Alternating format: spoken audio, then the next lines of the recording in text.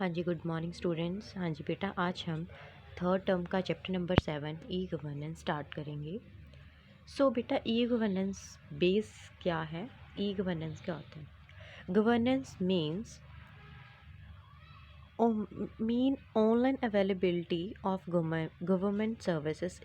ठीक है, जैसे कोई भी गवर्नमेंट का वर्क जो होता है, जो वो हम ऑनलाइन कर सकते हैं, उसे ई गवर्नेंस बोलते हैं। ठीक है, जैसे कि फॉर एग्ज़ाम्पल, जैसे कि पैन कार्ड हो गया, ये गवर्नमेंट का वर्क है, ये सरकारी आईडी प्रूफ है। ठीक है, सो जैसे और भी कई सारे जो गवर्नमेंट वर्क जो होते हैं, जैसे मान लो हमें कोई ऑनलाइन जॉब, हमें कोई गवर्नमेंट जॉब ऑफ़र होती है। ठीक है, ऑफ़र हमें कैसे होती है, वो हमें ऑनलाइन जो है वो हमें बताते हैं कि ये वाली जॉब जो है वो आ चुकी है, तो हम ऑनलाइन जो वो फार्म भर भर देते हैं। क्योंकि हम ऐसे ही नहीं करते कि सबसे पहले जाके हमें कैसे पता चलेगा कि वहाँ पे जॉब जो है वो वैकेंसीज हैं। तो क्या होता है कि वहाँ पे वो ऑनलाइन हमें बता देते हैं, नोटिफिकेशन दे देते हैं, तो हम क्या करते हैं, अपना बायोडाटा जो है वो ऑनलाइन फिल कर देते हैं। ठीक है, ऑनलाइन फिल कर लेते हैं, देन वही डाटा जो वो सीधा उनके पास उनकी वेबसाइट पे पहुंच जाता है। ठीक, तो इसी को बोलते हैं ई गवर्नेंस। कोई भी हमने गवर्नमेंट काम जो है वो, कोई भी गवर्नमेंट सर्विसेज जो है वो हमें ऑनलाइन जो प्रोवाइड की जाती है, देन वो क्या होती है, ई गवर्नेंस। ठीक है, सो एक अच्छा गुड ई गवर्नेंस जो है वो क्या है? Good government follow the rule of law. अच्छा गवर्नमेंट जो है वो लॉ के रूल्स को फॉलो करता है। Good government is answerable to the community for the consequence of decision it has made. Good government is effective and efficient in implementing decision it follow process, which make the best use of available people resources of produce result which meet the need of society. ठीक, सो उसी तरह से ये कुछ good जो हमारे e governance है उसके जो कुछ करेक्टरिस्टिक्स हैं। ठीक है, उसके बाद है history and development of history. E governance, देखो ई गवर्नेंस जो है वो कैसे में, मतलब कैसे आया, सबसे पहले कैसे इसको इम्प्लीमेंट किया गया। ठीक, किस कैसे डेवलप किया गया, तो ई गवर्नेंस जो था वो was oriented during the 70s in India. तो 70s के टाइम से ये ई गवर्नेंस जो है वो शुरू कर दिया। At that time government adopt it application in the area of defence. उन्होंने गवर्नमेंट क्या क्या करता उस टाइम जो है वो अडॉप्ट की थी, इस वाली एप्लीकेशंस को उन्होंने अडॉप्ट किया था। Economic monitoring and planning, the ICT mean information and communication technology was used to manage data related to tax administrator elections, census etcetera. तो सबसे पहले उन्होंने क्या इलेक्शंस के लिए किया था, एडमिनिस्ट्रेटर के लिए किया था यूज़ इन, और भी कई वर्क थे। ठीक है, after that doing the 80s all the district headquarters were connected with the efforts of the NIC।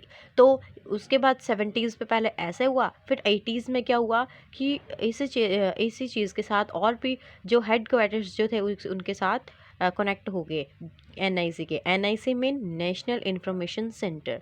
ठीक, from the early 90s, e-governance has used IT for wider sectoral application with emphasis on reaching out of rules area। ठीक, तो उसके बाद क्या हुआ कि जो 90s था, तो उन्होंने क्या किया, फ्रॉम द अर्ली 19 ने क्या किया, उन्हें और भी ज़्यादा जो है वो यूज़ करना शुरू कर दिया। इन्होंने काफ़ी एफर्ट्स लगा के इसको IT में चेंज कर दिया। ठीक है, earlier in a government office is a talk between a citizen and the government take place, but work culture of government office has enhanced with the advancement of information and communication technologies. तो उसके साथ क्या हुआ कि अब इस जैसे बहुत ही जल्दी अर्लियर क्या होगा कि सिटीज़न जो नागरिक है और गवर्नमेंट, उन दोनों आपस में जो है वो बातचीत करने का एक उन्होंने एक जगह ले ली। ठीक, मतलब आपस में उन्होंने कैसे इंटरेक्ट करना है, तो ई गवर्नेंस के थ्रू जो है वो होता था। ऐसे उन्होंने अब बहुत ज़्यादा इसको एनहेंस कर दिया, इस इंफॉर्मेशन को, जैसे उन्होंने आपस में कोई भी कम्युनिकेट करना है तो बहुत सारी चीज़ें उन्होंने एनहेंस कर दी। Then technology has made it a possible such centers may consist of an untracked KYSOC and in the government agency. A service, a service KISOC located close to the client outside in the government agency or use of personal computer at home और office. ठीक, तो ये थी हमारी history जो कि e governance जो है वो कैसे डेवलप हुई। पहले जो था वो 70s में आई, फिर 80s ने उसको किया, फिर 90s ने किया। ठीक, तो देन उसके बाद जो है ई गवर्नेंस की डेफिनेशन तो मैं आपको पहले ही बता चुकी हूँ कि ई गवर्नेंस क्या होता है कि ऑनलाइन वर्क जो है वो हमें प्रोवाइड किया जाता है। E governance mean online availability of government service. In other hand, e governance refer to the online working of a government और providing us its service online to its citizen at their door steps. ठीक, तो मतलब कि e governance जो है कि क्या करता है वो सिटीज़न को गवर्नमेंट के थ्रू जो भी उनके रूल्स होते हैं, जो भी चीज़ें होती हैं, जो भी वर्क होता है वो उन्हें उनकी ऑनलाइन जो वो उन्हें प्रोवाइड कर देता है। ठीक, so nowadays the development of any country depend on use of e-governance. E-governance has made a working of government more efficient and more transparent to its citizen.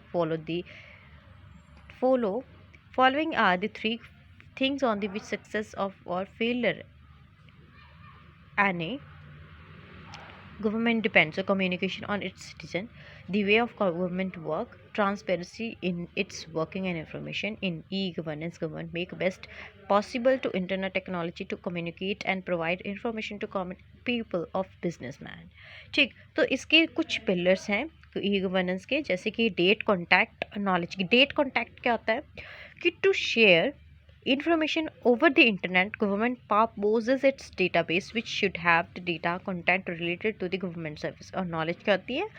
Knowledge refer to the information technology IT knowledge government employs skilled engineer who can make it possible to work e-governance on in efficient ways।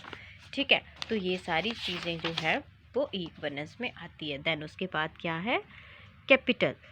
Capital refer to the money used by government to provide the service। उसके बाद है concept connectivity। Connectivities are required to connect the people to the service of the government। ठीक, सो I hope कि आपको e governance का difference, e governance का हमें कैसे डेवलप हुई, ई गवर्नेंस की डेफिनेशन आपको पता चल गई होगी। सो कल हम ई गवर्नेंस के ऑब्जेक्टिव्स पढ़ेंगे और ई गवर्नेंस के मॉडल्स पढ़ेंगे। So thank you.